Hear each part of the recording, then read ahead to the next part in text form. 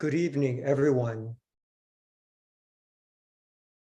The higher interlude for this calendar year has been completed, and the task before us is to work to the best of our ability with those energies and forces set in motion during it. We know, for example, based on our considerations from the recent conferences cycle, that we must strive to perceive and work with the energy of the seventh ray as it finds increasing expression in the planetary kingdoms. We also know that we are being called upon to more fully comprehend the law of sacrifice, the first great law of the soul. It is this law, we have been told, that lies at the heart of the next great revelation to impact human consciousness. The will is an expression of the law of sacrifice. This law, which will be briefly considered a little later, has as its foundation an immense love for the good of the whole. Genuine love for the greater good unfolds naturally through the experience of deepening soul awareness. So as we move into our considerations for the sign of Cancer, let us now pause and say the mantra of love.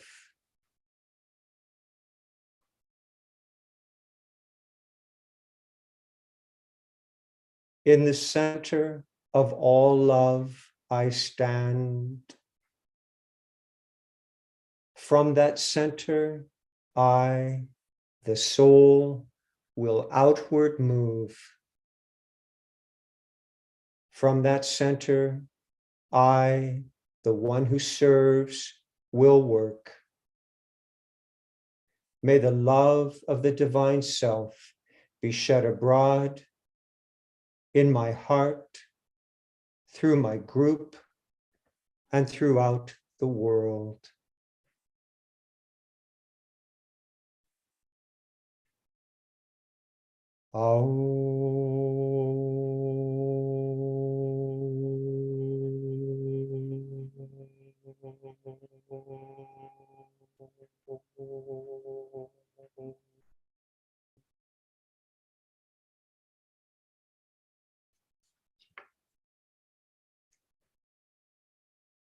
Energies from the constellation Cancer are pouring into the highest spiritual center, Shambhala, at this time, and are being transmitted throughout the planetary network for energy distribution. This sign is described by the Tibetan as one of two gateway signs, with the other being its polar opposite, Capricorn. Both signs are part of the cardinal cross. Cancer is the sign of initial soul incarnation, while Capricorn is the sign where the disciple demonstrates a notable degree of soul infusion and release from form identity. To put it another way, the soul initiates its descent into matter in Cancer, while in Capricorn, its spiritual mission of facilitating the transfiguration of the personality is sufficiently achieved. Contribution will have been made as well towards the redemption of substance and release of the prisoners of the planet, those diva lives expressing through the substance of matter. The keynote for this sign is, I build a lighted house and dwell therein, and therein dwell. Thinking of this lighted house as being the quality of the individual consciousness, this keynote can be seen as underscoring the individual's effort on the path of discipleship to increasingly illumine the substance of consciousness. This involves ever strengthening alignment of the personality with the soul, a task that each person who is committed to this path is called upon to achieve. For it is the soul's light that provides the vision needed to recognize how behavior can be adjusted in order to facilitate increased alignment. While help can be provided in many ways through the support of group colleagues, the task of strengthening soul infusion and building a lighted house of consciousness is ultimately one that only the disciple for him or herself can fulfill. It could be said that the foundation for this lighted house is established through the freeing of those planetary prisoners, those diva lives that make up the totality of the individual personality vehicles. In addition, as the experience of group consciousness deepens, it's understood as well that this lighted house isn't built just for the individual's spiritual benefit. The illumining of the individual's consciousness uplifts and makes more light-filled the collective consciousness of humanity. This collective consciousness is thereby strengthened, and the disciple will have contributed towards the building of humanity's collective lighted house. In the section on the sign of Cancer in Esoteric Astrology, seed ideas are given for each of the astrological signs in order to portray what is called the growth of light in light, with the understanding that the soul's nature is essentially light. The seed phrase for Cancer is the light within the form. This phrase is described as depicting, quote, the diffused light of substance itself, the dark light of matter, awaiting the stimulation coming from the soul light. End of quote. These ideas appear to underscore the sole objective of redeeming substance. And it's made very clear that the objective is achieved through the impact of soul light. In connection with this, it's interesting to note that Cancer is described by the Tibetan as the sign of mass consciousness. Leo is noted as the sign of self-consciousness, while Aquarius is described as the sign of group consciousness. It's pointed out as well that a sizable minority of the body of humanity are becoming group conscious, while the majority of people, quote, are emerging out of mass consciousness and becoming self-conscious individuals, end of quote. Based on the Tibetan's comments and from our own observation, it would seem that the greater part of humanity is still in much need of the stimulation of soul light. And it appears as well that this greater part of humanity helps to make up that body of substance characterized by diffused light. So as the disciple, once again, personally strives to strengthen soul infusion and enable an increased illumination of consciousness, This lifts up those individuals awaiting the stimulation of soul light. It's important to also note that the disciple's action becomes a stimulating force for all and serves to lift up the whole of the body of humanity. As is well known, the process of soul infusion involves steady, ongoing effort to purify and refine the substance of the personality vehicles.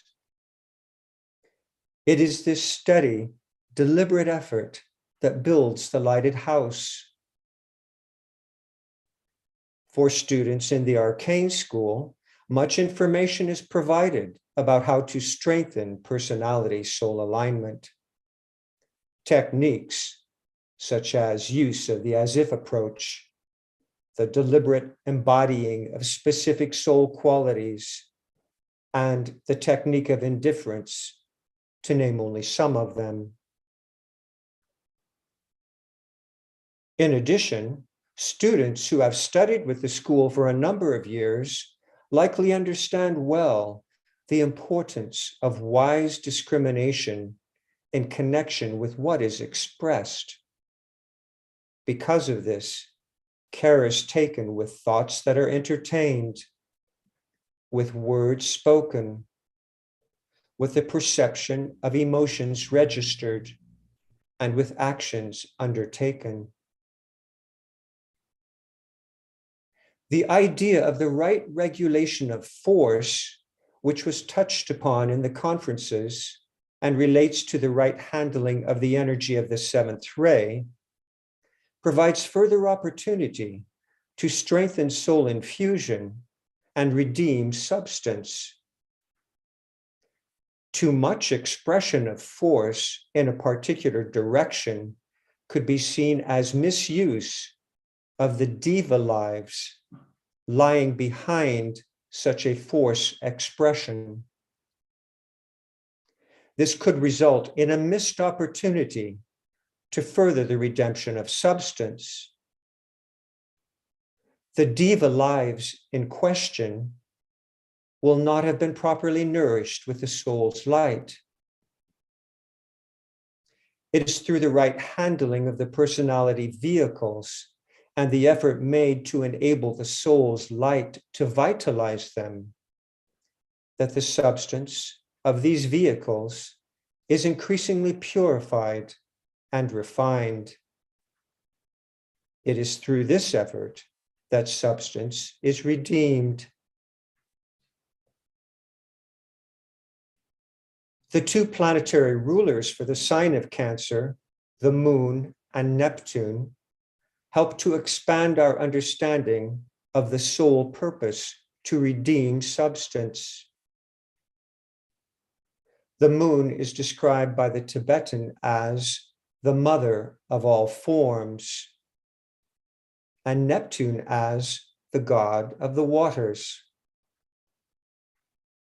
It appears that by reason of these two planetary rulers, the sign of Cancer is emphasizing both the material form and emotional natures, thinking of water as the symbol of the emotional realm, or as it's described in esoteric astrology as desire, sensitivity.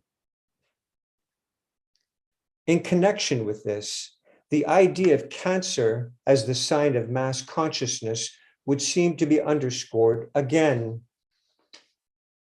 Identity with the physical form and with the emotions is the common experience for the majority of human beings. And it's likely that for many people, there is little recognition of a possible identity beyond this.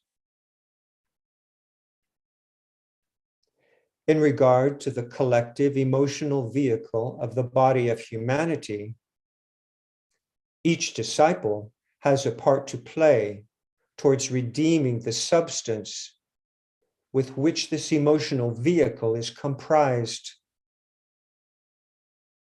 Referencing the law of sacrifice once more, it's pointed out in Discipleship in the New Age, Volume 2, that the second point of revelation, which is, once again, the will, is an expression of the law of sacrifice,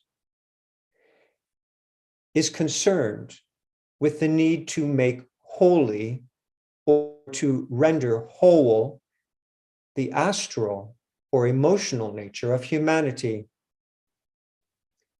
It could be said that the redemption of substance, that fundamental task of ours as disciples, contributing to the building of humanity's collective lighted house, is indicated in the idea of making substance holy or whole.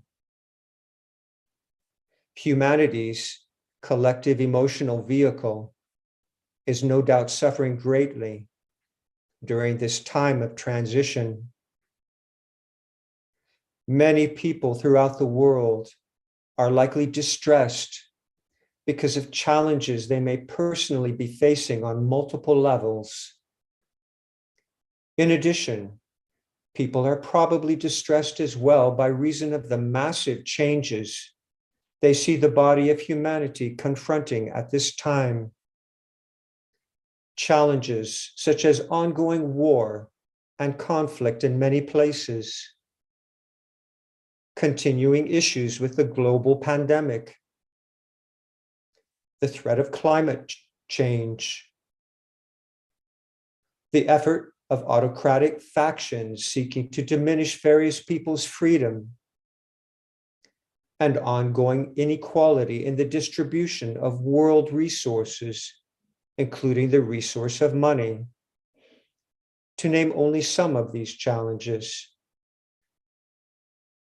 Clearly, the cry of humanity is becoming more piercing. And in relation to this, the responsibility of the disciple is evident. Conscious effort must be taken to keep the waters of one's own individual emotional vehicle calm, untroubled, no matter the nature of current life circumstances. This then enables the diva lives comprising the emotional vehicle to be further freed from their imprisonment, and the substance through which they express further redeemed. As the Tibetan very pointedly states in connection with the sign of Cancer and the demonstration of mastery of the emotional vehicle, quote, soul control esoterically obliterates the moon and all traces of Neptunian life, end of quote. Individual effort to achieve this will have then, once again, contributed to the uplifting of the whole. This idea of redeeming substance and freeing the prisoners of the planet lies at the heart of the law of sacrifice, the first of the 7 laws of soul or group life. There is a clear connection as well between this law and the idea of redeeming substance that can be associated with the sign of Cancer. In Esoteric Psychology, Volume 2, this law is described as the impulse of giving. And its esoteric name is given as the law of those who choose to die. This descriptive term indicates the idea of being wholly absorbed in doing that which is needed to serve the good of the whole. In connection with this, the Tibetan points out that the 7th ray will bring to the recognition of initiates the importance of the concept of group service and sacrifice. And because of this, an age of divine sacrifice will be inaugurated. He adds that, quote, the giving of the individual in sacrifice and service within the group and to the group ideal, end of quote, will be an objective in the new age for advanced thinkers as well as the majority of people. It's important to keep in mind in relation to these ideas that it is the life aspect that is being emphasized here and not death of the form.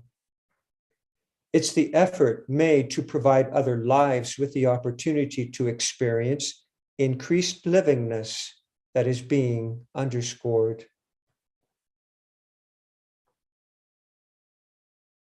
Considering this idea of service and sacrifice a little further, examples of great ones who are striving to facilitate an experience of increased livingness for the benefit of the whole can be seen in the actions of such tremendous lives as the solar deity, the planetary logos, and the Master Christ.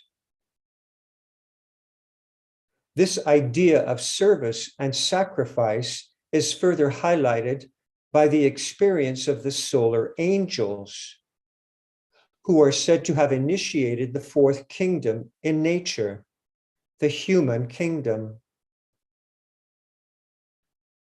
Quite interestingly, the Tibetan points out that these solar angels are described in esoteric literature as returning nirvanis, beings who took, quote, human bodies in order to raise those lower forms of life nearer to the goal, end of quote. He then strikingly states that these beings were and are ourselves.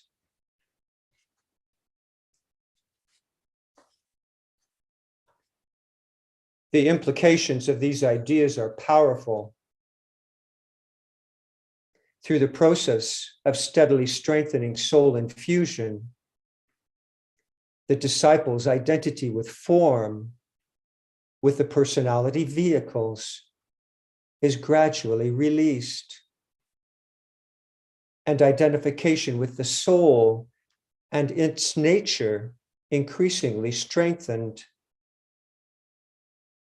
In time, soul identity is also supplanted with an even greater expansion of consciousness.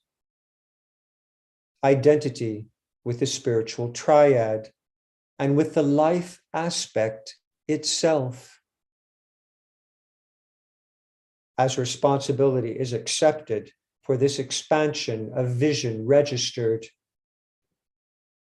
there's recognition of the responsibility to provide opportunity to the lesser planetary lives, the prisoners of the planet, for the experience of increased livingness.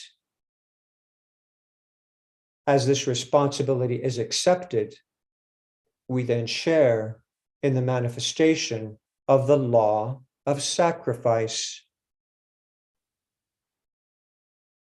Do we not, in a sense, allow that who we once were when identified with the personality to gradually recede and fade away through an act of service and sacrifice as the soul's light increasingly illumines our consciousness?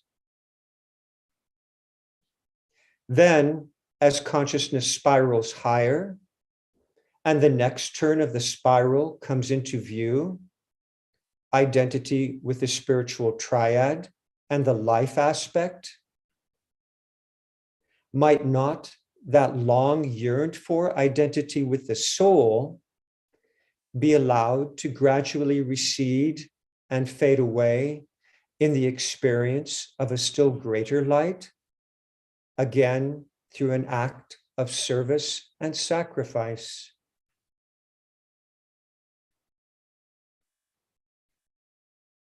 Building a lighted house of consciousness and the redemption of substance are ideas which both lie at the heart of the law of sacrifice. And they are related to another significant idea for the sign of Cancer, the law of rebirth. It's underscored in esoteric astrology that there has been little true understanding of this law. The Tibetan points out, however, that there has been some general recognition of the law of rebirth embodied by two ideas that have been put forth about it. The first idea being that the soul must return if perfection has not yet been achieved. And the second idea being that the soul seeks to return if there is some form of unsatisfied desire. What's missing, however, has been recognition that the primary incentives lying behind this law are service and sacrifice. It is the redemption of those lesser lives that are dependent upon the higher inspiration that lies behind the soul's incentive to return. These lesser lives are part of that body of substance mentioned earlier, which is characterized by diffused light, substance that awaits the stimulation of soul light. As the sign of initial soul incarnation, Cancer provides the open door for the soul to fulfill this spiritual mission of service and sacrifice. The Tibetans suggest that terms such as rebirth and reincarnation are misleading. And he points out that cyclic impulsion and intelligent, purposeful repetition would actually be more correct. It's also emphasized that what is truly important about this law from an esoteric perspective is not the idea of the individual incarnation which occurs. Rather, it is the idea of group rebirth. Groups of souls cyclically coming into incarnation in order to further the plan. In regard to all of these considerations, the immediate task ahead, of course, is to continue to refine our personality equipment through the process of soul infusion, while attending to those life circumstances currently present. There is unmistakable joy known in doing this too, in recognizing that the redeeming of the substance of our own personality vehicles facilitates the building of that collective lighted house for the body of humanity. This is, after all, what we've each come to do as a returning nirvani committed to the soul mission of service and sacrifice. So let us now begin our meditation.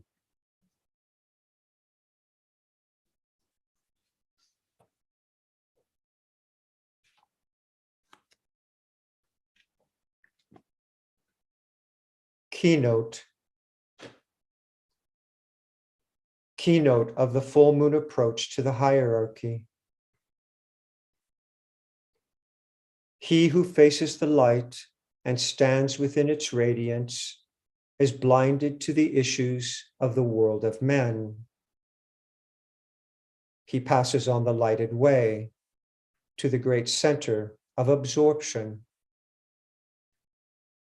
But he who feels the urge to pass that way yet loves his brother on the darkened path, revolves upon the pedestal of light, and turns the other way.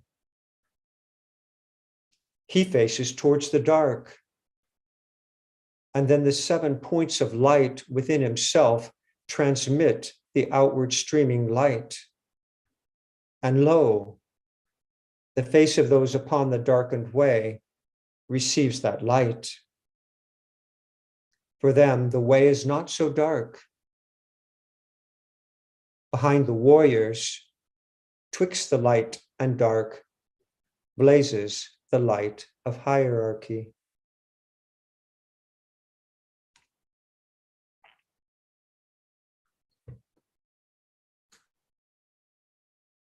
Letting in the light. Stage 1, group fusion.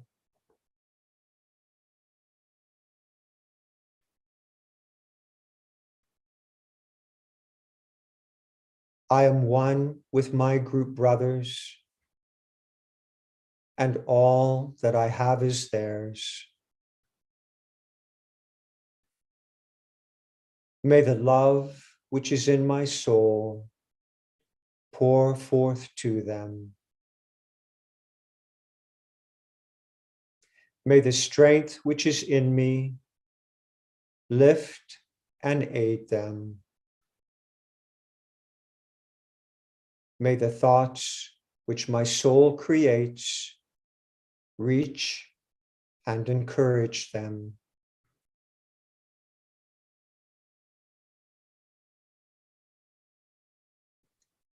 Stage 2, alignment. We project a line of lighted energy towards the spiritual hierarchy of the planet, the planetary heart, the great ashram of Sanat Kumara, and towards the Christ at the heart of hierarchy.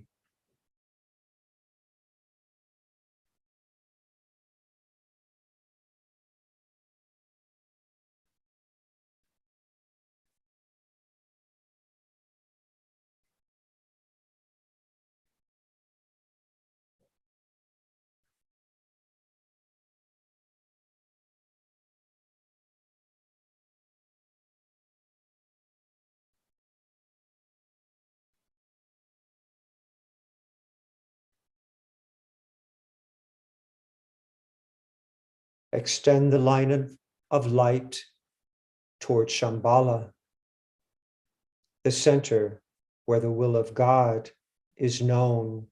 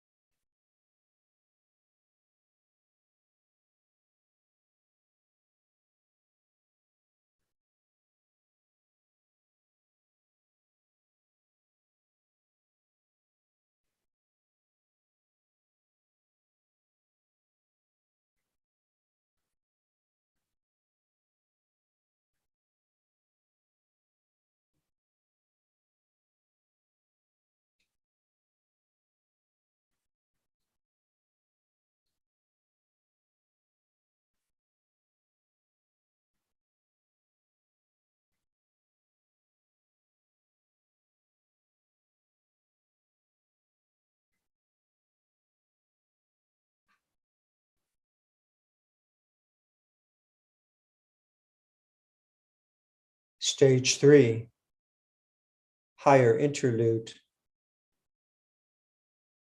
Hold the contemplative mind open to the extraplanetary energies streaming into Shambhala and radiated through hierarchy. using the creative imagination, endeavor to see the three planetary centers, Shambhala, hierarchy, and humanity, gradually coming into alignment and interplay.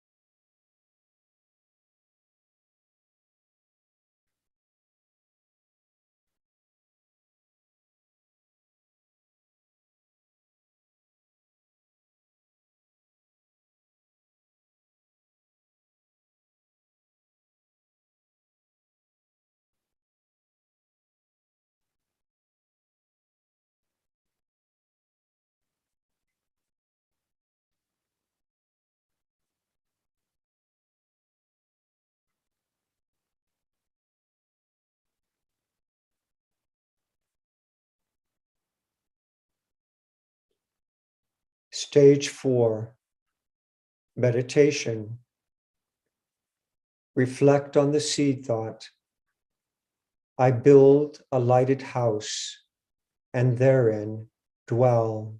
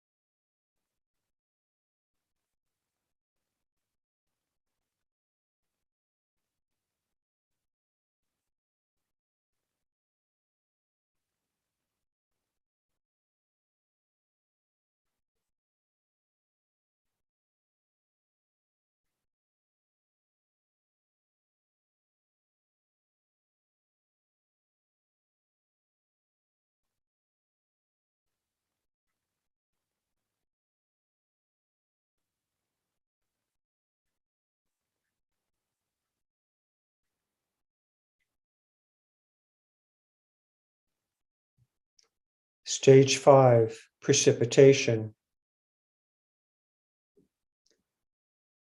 Using the creative imagination, visualize the energies of light, love, and the will to good pouring throughout the planet and becoming anchored on Earth in prepared physical plane centers through which the plan can manifest.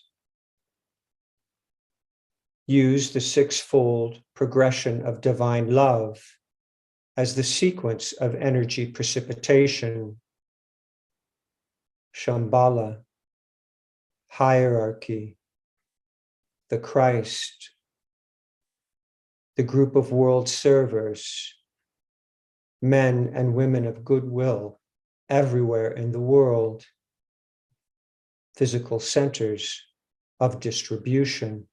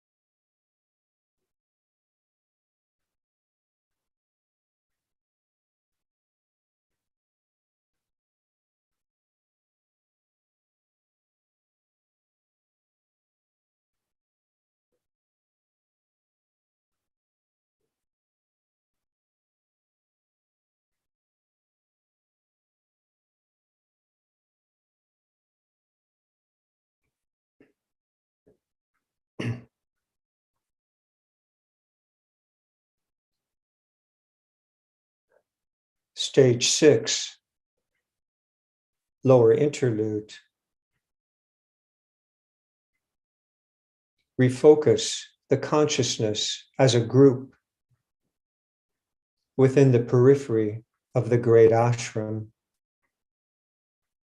Together, sound the affirmation.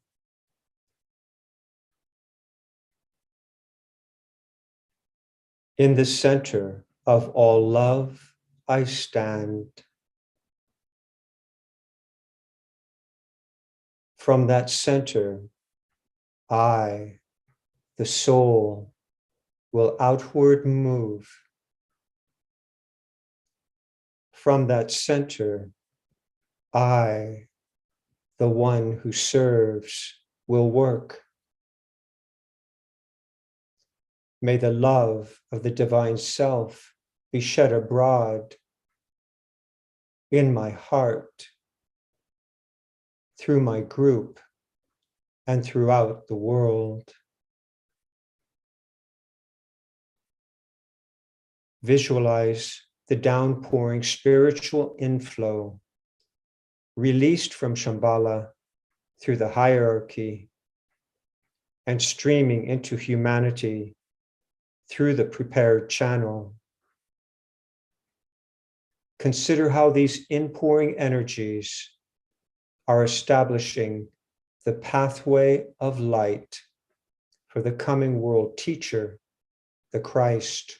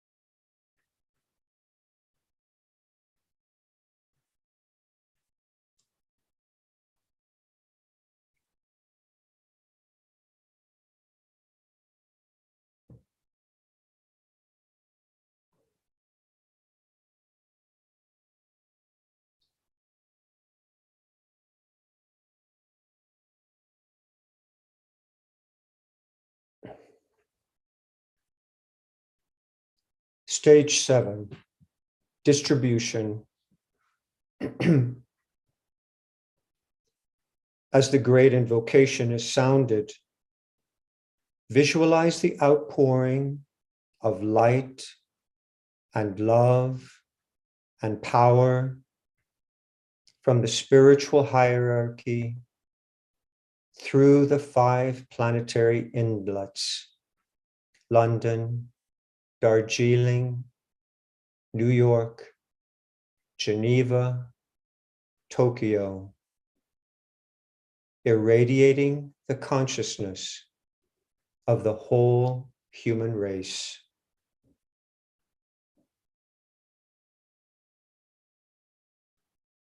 From the point of light within the mind of God, let light stream forth into the minds of men. Let light descend on earth. From the point of love within the heart of God, let love stream forth into the hearts of men. May Christ return to earth. From the center where the will of God is known, let purpose guide the little wills of men, the purpose which the masters know and serve. From the center which we call the race of men, let the plan of love and light work out, and may it seal the door where evil dwells. Let light and love and power restore the plan on earth.